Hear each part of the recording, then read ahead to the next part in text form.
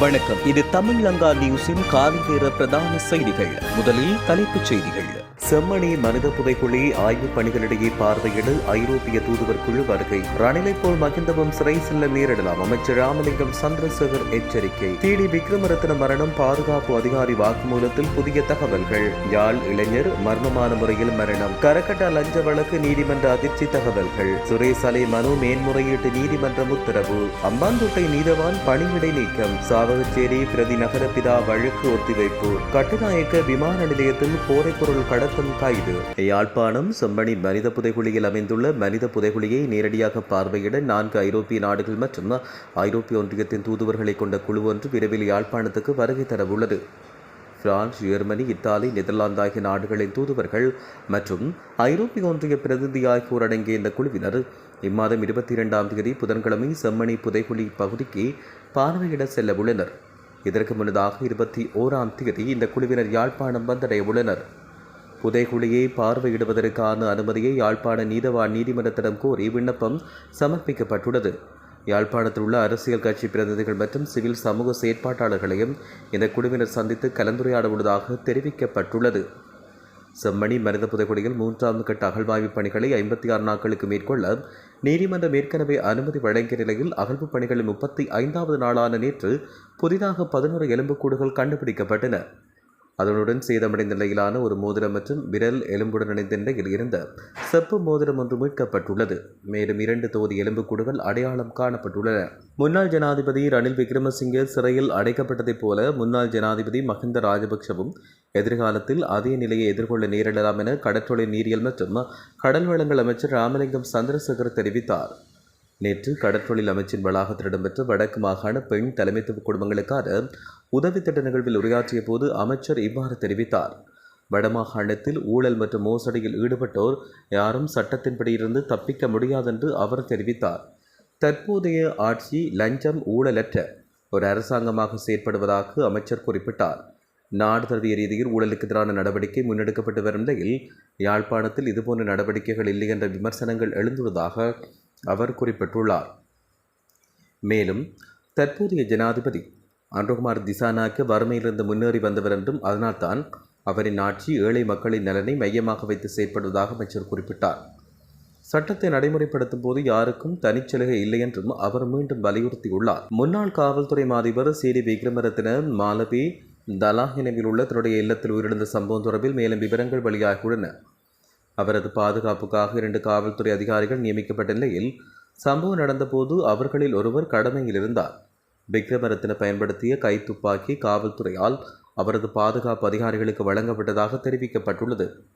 சம்பவம் தொடர்பில் பாதுகாப்பு அதிகாரி காவல்துறையிடம் வாக்குமூலம் வழங்கியுள்ளார். அதன்படி நேற்று காலை சுமார் 7 மணியளவில் உடற்பயிற்சிக்கு செல்ல தயாராகி வெளியே வந்த விக்ரமரத்ன தன்னிடமிருந்து ஆயுதத்தை பெற்றுக்கொண்டு தண்ணீர் கொண்டு வருமாறு அதிகாரி அனுப்பினார். அதிகாரி திரும்பி வந்தபோது விக்ரமரத்ன காயமடைந்த நிலையில் கீழே கிடந்ததை கண்டதாக அவர் தெரிவித்தார். யாழ்ப்பாணம் கடற்கரை வீதி பாசையூரைச் சேர்ந்த 25 வயதுடைய இளம் குடும்பஸ்தர் ஒருவர் சடலமாக மீட்கப்பட்டுள்ளார். தகவலின்படி நேற்றிரவு 9 மணியளவில் தனது வீட்டு மாடியில் நண்பர்களுடன் அமர்ந்து மது அருந்தினார். நண்பர்கள் திரும்பிச் சென்ற பின் அவர் அந்த இடத்தில் தூங்கிவிட்டதாக தெரிவிக்கப்படுகிறது. காலை இழந்த கட்டடத்தில் வேலை செய்ய வந்த தொழிலாளர்கள் அவர் அசைவற்று கிடப்பதை கவனித்தனர். உடனடியாக காவல்துறைக்கும் உறவினர்களுக்கும் தகவல் வழங்கப்பட்டது. அவர்கள் சம்பவ இடத்துக்கு சென்றபோது அவர் ஏற்கனவே உயிரிழந்ததாக தெரிவிக்கப்பட்டது. திடீர் மரண விசாரணை அதிகாரி நமச்சிவாயம் பிரேம்குமார் தலைமையில் மரண விசாரணைகள் மேற்கொள்ளப்படுகிறது. சரியான மரண காரணத்தை உறுதிப்படுத்த சடலம் தற்போது யாழ் பூதனா வைத்தியசாலையில் உடல் கூட்டு பரிசோதனைக்காக வைக்கப்பட்டுள்ளது. பாதாள உலக கும்பல் தலைவரும் போதைப்பொருள் கடத்தல்காரர் என்று குறிப்பிடப்படுவருமான கரக்கட்டா என்று அழைக்கப்படும் நதம் சிந்தக விக்ரமரத்னவின் மனைவிடமிருந்து 120 மில்லியன் ரூபாய் லஞ்சமாக பெறப்பட்டதாக கூறப்படும் வழக்கு. இந்த பணத்தில் ஒரு பகுதி ஒரு பௌத்த துறவி ஊடாக சில சிரேஷ்ட காவல்துறை அதிகாரிகளுக்கு கைமாற்றப்பட்டதாக லஞ்ச ஊழல் விசாரணை ஆணைக்குழு தெரிவித்துள்ளது. சட்டத்தரணி ரஹித ராஜபக்ஷ, சரித் அபேசிங்க, அருண வருஷ என்னாதிக்க ஆகிய மூவரும் இந்த வழக்கில் சந்தேக நபர்களாக நீதிமன்றத்தில் ஆஜர்படுத்தப்பட்டுள்ளனர். மூவரும் ஜூலை 28ஆம் தேதி வரை விளக்கமறியலை தொடர வேண்டும் என்று கொழும்பு தலைமை நீதிவான் உத்தரவிட்டார். ஹரகட்டாவின் மனைவி மகேஷிகா மதுவந்தியிடமிருந்து வாக்குமூலங்கள் பெறப்பட்டுள்ளன. மேலும் 1300க்கும் அதிகமான தொலைபேசி அழைப்புகள் இந்த வழக்கு தொடர்பான நபர்களிடையே பரிமாறப்பட்டதாக தெரிய வருகிறது. மூவரும் 2023 மார்ச் மாதம் ஒன்றாக இந்தியா சென்று திரும்பியமை பதிவுகளில் உறுதி செய்யப்பட்டுள்ளது. சந்தேக நபர்கள் சார்பில் ஆஜரான சட்டத்தரணிகள் உடல்நல காரணங்களை சுட்டிக்காட்டி பிணை கோரினர். இருப்பினும் நீதிமன்றம் தற்போதைக்கு அவர்களை தொடர்ந்து விளக்கமறியலில் வைக்குமாறு உத்தரவு பிறப்பித்துள்ளது. குற்றப்புலனாய்வு திணைக்களம் தன்னை கைது செய்து தடுத்து வைத்துள்ளமைக்கு எதிராக சுரேசலை தாக்கல் செய்த மனு தொடர்பான வழக்கில் தங்களையும் ஒரு தரப்பாக இணைத்துக் கொள்ள அனுமதி கோரி 8 தரப்பினர் இடைக்கால மனுக்களை தாக்கல் செய்தனர். இதில் பெங்கமுவே நாலுகதீர் மற்றும் பேராயர் மல்கன் கர்தினால் ரஞ்சித் ஆகியோரும் அடங்குகின்றனர். நேற்று நீதியரசர் ரொஹான் அபீசூரிய முன்னிலையில் இந்த மனுக்கள் விசாரணைக்கு எடுத்துக் கொள்ளப்பட்டன. மனுதாரர் தரப்பில் ஆஜரான ஜனாதிபதி சட்டத்தரணி சஞ்சீவ ஜெயவர்தனவின் சமர்ப்பணங்கள் நிறைவடைந்த பின்னர் இந்த இடைக்கால மனுக்கள் பரிசீலிக்கப்படும் என்று நீதியரசர் தெரிவித்துள்ளார். அதன் அடிப்படையில் இடைக்கால மனுக்கள் தொடர்பான விசாரணை ஆகஸ்ட் 4 மற்றும் 6ஆம் தேதிக்கு ஒத்திவைக்கப்பட்டுள்ளது. தேசிய மக்கள் சக்தி அரசாங்கத்தின் வெளிநாட்டு யூடியூப் குழுவில் இருக்கும் ஸ்ரீலால் பிரியந்த என்பவர் தன்னுடைய காணொலி ஒன்றின் மூலம் அம்பாந்தோட்டை அங்குனு கோல பெலச நீதிமன்ற நீதவான் எரந்தி ஹேவாவசம் மீது கடுமையான விமர்சனங்களை முன்வைத்தார். இந்த விவகாரத்தை தொடர்ந்து பிரதம நீதியரசர் பிரீத்தி பத்மன் சூரசேன தலைமையிலான நீதி சேவை ஆணைக்குழு ஜூலை 16ஆம் தேதி முதல் நடைமுறைக்கு வரும் வகையில் நீதவான் எரந்தி ஹேவாசமை பணியிடை நீக்கம் செய்துள்ளது.